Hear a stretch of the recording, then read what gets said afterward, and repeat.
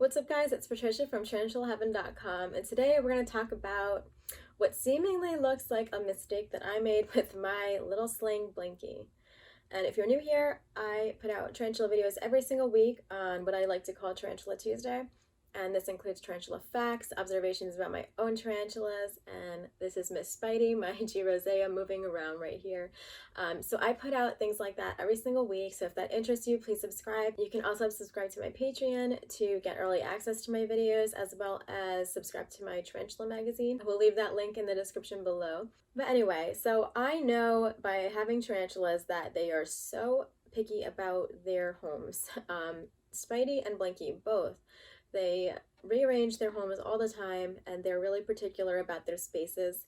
If you have a tarantula, you probably know that as well. Spidey throws a fit whenever I do something a little bit different in her tank, especially when it has to do with how the substrate feels. So I try to keep things really stable in there. Try not to push things around or move things too much on her. And I know that rose hairs can be a little temperamental, which is exactly what Spidey is. I thought that I might have a much easier time when I got Blinky, my Arizona blonde sling. But I was a little bit wrong, because it turns out that Blinky is just as particular about their space as well. I wanted to create this video because I think we all make mistakes, no matter how experienced we are. We're all always learning, and what works for one tarantula may not work for another. So we always have to also keep in mind of the individual that our tarantula is. And also, it's really important to say that we make mistakes too. I think in this hobby, people are really particular about their way, and that's fine. I think we all have something to share and things that we can learn and help each other with. But I think that it's important to say that sometimes our way didn't work, or we could have done better. So I'm trying to normalize making mistakes in this hobby, because I think that sometimes we can be a little bit snobbish about our way, right? And even the most experienced, well-known tarantula owners, when I think about Tom Moran from Tom's Big Spiders, or Richard Stewart from the Tarantula Collective, like, they also regularly point out that they make mistakes too, and they're still learning, and that's something that I really admire in them. And so I would like to continue that and push forward the idea that yes, we do stumble along the way sometimes when we're learning and growing as tarantula owners. That is in any hobby or activity that you do. You have to fail a little bit to learn the really important lessons sometimes. So I'm going to tell you about perhaps a little mistake that I've made. So when I purchased Blinky last year, I was using the same substrate, which is Eco Earth, like coconut husk fiber. Nothing special, it's pretty dry. I was using the same stuff that Spidey used because Spidey loves it so much. And when I filled their little container up with this substrate, I noticed them like very happily digging. Actually, Blinky was always digging. Blinky would make these crazy elaborate tunnels. They would make like this tunnel system, and it was so cool because they would really strategize when they would get their prey. Like they would wait in their lair until their prey came, and then they would get them. And it was really cool. It was very awesome because Spidey's never done anything like that. I don't know if it's just because they're a different kind of spider, or a different kind of terrestrial spider, or because Blinky's a baby and more active, and Spidey's an old lady and she's pretty lazy. And but yeah, so Blinky is very active and very proactive in making tunneling systems with this substrate. They also developed a nasty little addiction to throwing dirt in their water dish. And they would do this all the time, every single day. And I think that that's something that they learned from Spidey over here, because she used to do that all the time. But then, I would always share my pictures. I love sharing my tarantula pictures on Tumblr, on Spidey's blog. And you can check that out in the description below if you'd like. I took a suggestion from a fellow tarantula owner, which was a really good suggestion, I think.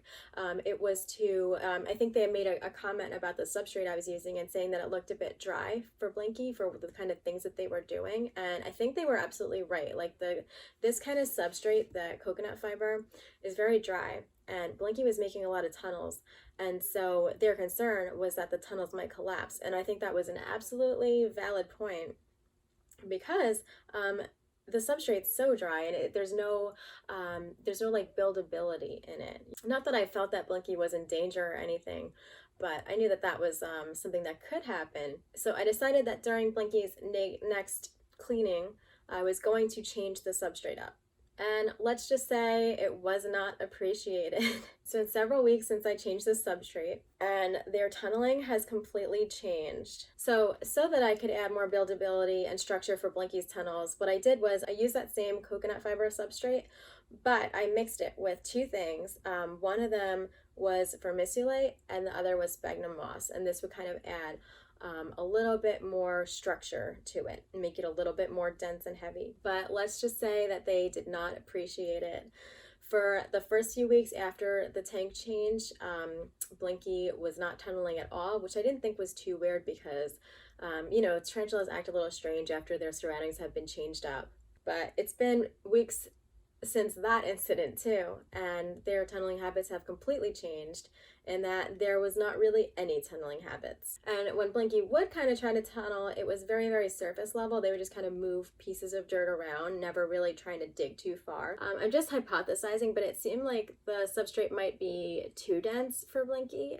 It seemed like they didn't really like it too much. And I will say that the urge for Blinky to put the new substrate in their water bowl has completely stopped.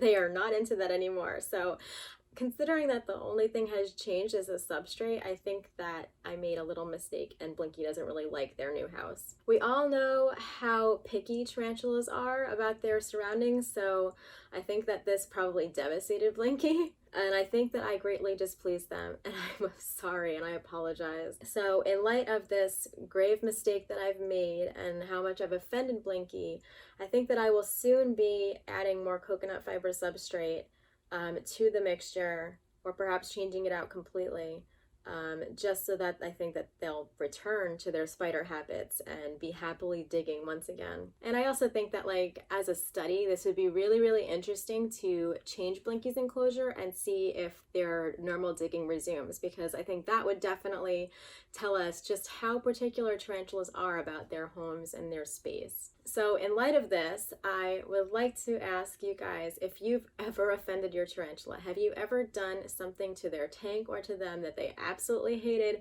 and they let you know it? I think it's all trial and error based on observation, so I'd love to hear your stories. I have no proof to know if Blinky's uncomfortable. I'm just making a hypothesis, and I guess we'll find out eventually if I'm right. And I think that if we have noticed changes in our tarantula, it doesn't hurt for us to try and correct the situation and see if we can learn something from it.